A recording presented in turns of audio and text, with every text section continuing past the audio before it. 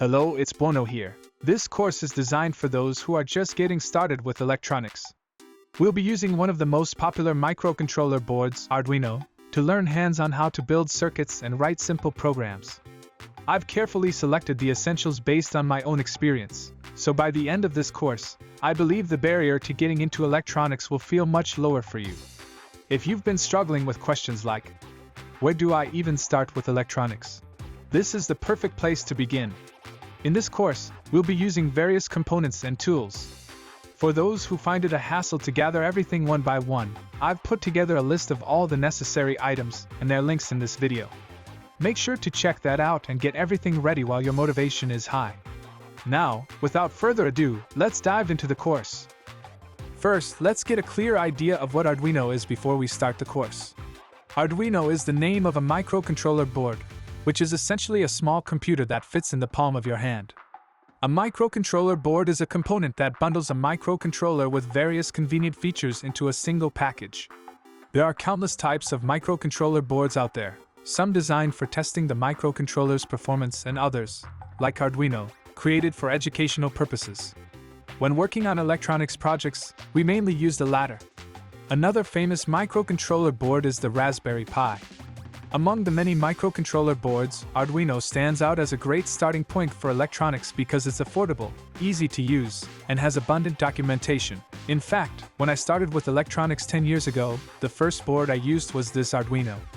Now, when we say Arduino, we're often referring to a specific type called the Arduino Uno, which is the most standard version. In this course, we'll be using the Arduino Uno. Let's take a quick look at the Arduino's external features. The first thing you'll notice is the long black component on the side. This is the microcontroller, the brain of the Arduino. It's also referred to as the CPU. The main difference between various types of microcontroller boards lies in which microcontroller they use. In the case of the Arduino Uno, it uses a model called 8MEGA328P made by a company called Atmel. Next, you'll see this black component with many small square holes. These holes act as an interface connecting the microcontroller to the outside world. Each pin is assigned one of 5 roles: power, ground GND, digital pins, analog pins, or communication pins. By connecting components or wires to these holes, we can interact with the outside world. Although the pins are far apart, each one is connected to the microcontroller through copper traces inside the board.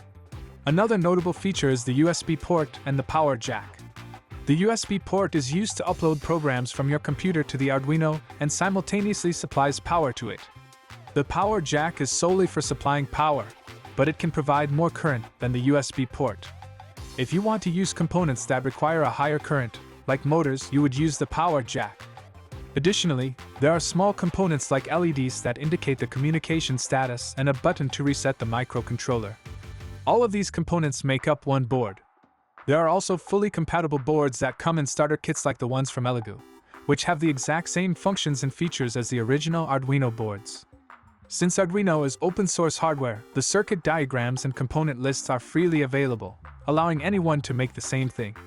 If a board claims to be compatible, the microcontroller and layout are identical, so you can use any of them without any issues. The programs work the same as well. Now that you have a basic understanding of Arduino, let's move on to the preparations.